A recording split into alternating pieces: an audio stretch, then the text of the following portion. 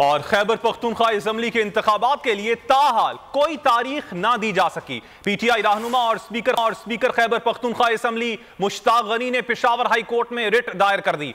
आइन के मुताबिक असम्बली तहलील होने के 90 दिन के अंदर इंतखाबात करवाना लाजमी है। गवर्नर की जानिब से भी दी गई 8 अक्टूबर की तारीख गैर कानूनी और गैर आईनी है। मीडिया से गुफ्तगू में मुश्ताक गनी का कहना था कि हुकूमत हीले बहाने के जरिए इलेक्शन मुलतवी कर रही है। सुप्रीम कोर्ट के शुक्रगुजार हैं कि पंजाब के हवाले से फैसला दिया। आज हमने हाई कोर्ट में दरखास्त जमा करवा दी है। इंतखाबात की राह हमवार करने वाले हर किस्म के मुज़ाकरात पर तैयार हैं। अगर आपको ये वीडियो पसंद आई तो हमारे चैनल को सब्सक्राइब करें और बेल आइकन पर क्लिक करें। तो नजर आ रहा है सामने लिखा हुआ है जुल्म मिटने के लिए 2 चीजों से मिटेगा भाई। एक, अदल की कुर्सी पे जो लोग बैठते हैं ना, वो अदल के हिसाब से फैसले करने लगे। दूसरा, कौम निकल खड़ेगी उस जुल्म के खिलाफ, तो जुल्म खत्म हो जाएगा। या इन दोनों में से कोई एक चीज हो जाए या दोनों हो जाए।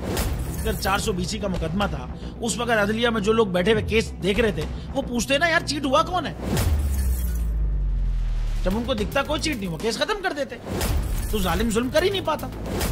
9 जजेस ने नोट बिफोर किया मेरे केस को यार, 1.5 साल चला। शख्सी जमानत का केस, सेम केस इस्लामाबाद में कर दिया। एक ही इल्जाम पे 2 केस हो नहीं सकते भाई। मतलब 60 दिन का वक्त होता है। 102 दिन के बाद मैं जीत गया, केस बरी हो गया। 102 दिन के बाद अपील फाइल की, एक्सेप्ट कर ली। नहीं करते ना एक्सेप्ट, खत्म हो जाता ना जुल्म यार। भरी अदालत में मुझे बरी कर दिया, फिर पता नहीं क्या हुआ 2.5 घंटे बाद का नोट बिफोर। मैं नहीं सुनता ये केस, खड़े रहते अपने फैसले पे, मिट जाता जुल्म। अल्लाह ताला ने बिठाया इन कुर्सियों पे इनको यार, ये अल्लाह ताला की तरफ से फैसले करने हैं।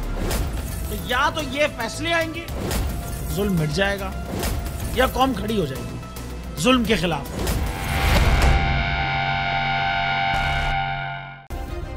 सब्सक्राइब करें और बेल दबाएं ताकि कोई खबर रह न जाए।